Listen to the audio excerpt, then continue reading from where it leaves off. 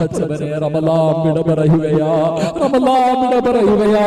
ഇത് ഞങ്ങളുടെ അവസാന റമളാനാക്കല്ല അല്ലാഹ്, ഇത് അവസാനത്തെ റമളാനാക്കല്ല അല്ലാഹ്. ഈ ഒരു മാസക്കാലം ഞങ്ങൾ ചെയ്ത മുഴുവൻ സൽക്കർമ്മങ്ങളും നീ സ്വീകരിക്കണേ അല്ലാഹ്.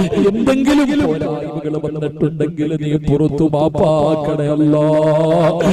റമളാൻ ഞങ്ങളെ സ്വർഗ്ഗത്തിൽ കൊണ്ടുപോകുന്ന റമളാനാക്കണേ അല്ലാഹ്. അല്ലാഹുവിന്റെ മുന്നിൽ വെച്ച് ഞങ്ങൾക്ക് നരകം വാങ്ങിത്തരുന്ന റമളാനാക്കല്ല റബ്ബേ.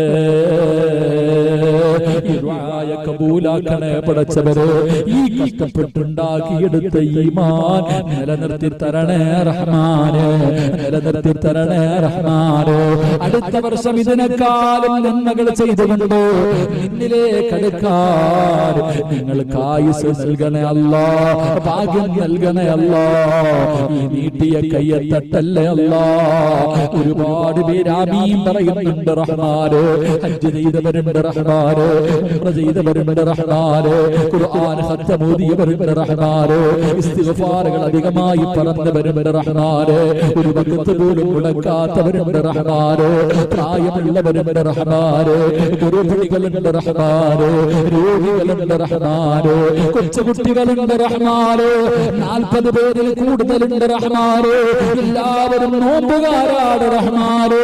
പടച്ചവരേ, ഈ ദുആയ സ്വീകരിക്കണേ അല്ലാഹ്. ആരുടെയെങ്കിലും ആമീൻ കേൾക്കണേ അല്ലാഹ്.